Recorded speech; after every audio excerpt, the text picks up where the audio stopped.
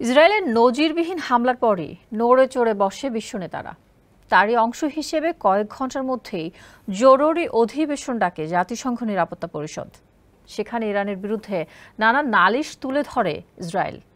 রোববারের ওই অধিবেশনে তেহরান পারমাণবিক সক্ষমতা অর্জনের দিকে দ্রুত এগিয়ে যাচ্ছে বলে অভিযোগ তোলেন জাতিসংঘে নিযুক্ত ইসরায়েলি স্থায়ী প্রতিনিধি গিলাদ এরদান।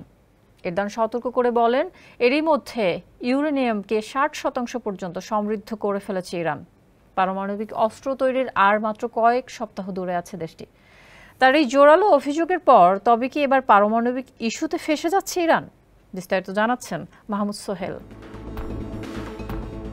পারমাণবিক সক্ষমতার ইস্যুতে ইরানকে নিয়ে ইসরায়েলের তির্যক মন্তব্য উত্তেজনার পারদ তুঙ্গে তুলেছে।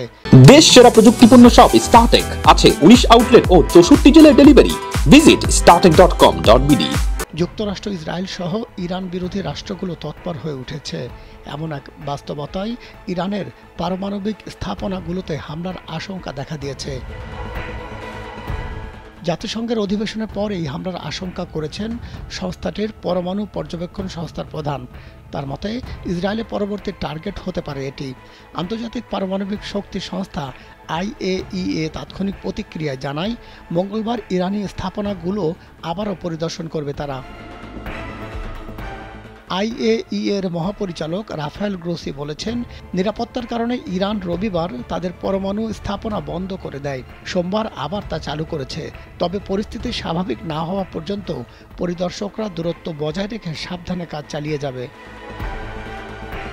ইরানের পরমাণু স্থাপনায় ইসরায়েলের হামলার শঙ্কা সম্পর্কে জানতে চাইলে গ্রোসি বলেন, জাতিসংঘ বিষয়টি নিয়ে উদ্বিগ্ন। এক্ষেত্রে তিনি ইসরায়েলকে চরম সংযম দেখানোর আহ্বান জানান। এনডিটিভির এক প্রতিবেদন বলছে, ইরান দাবি করেছে তাদের পরমাণু কর্মসূচি সম্পূর্ণ শান্তিপূর্ণ। তেহরান পরমাণু বোমা তৈরির চেষ্টা করছে। পশ্চিমাদের এমন অভিযোগ ভিত্তিহীন। এদিকে সোমবার ইসরায়েলের সেনাপ্রধান বলেছেন, 1 এপ্রিল দামেস্কে নিজেদের দূতাবাস প্রাঙ্গণে সন্দেহভাজন ইসরায়েলি বিমান হামলার প্রতিশোধ হিসেবে ইরান সপ্তাহান্তে যে ক্ষেপণাস্ত্র ড্রোন হামলা চালিয়েছে তার জবাব দেবে ইসরায়েল।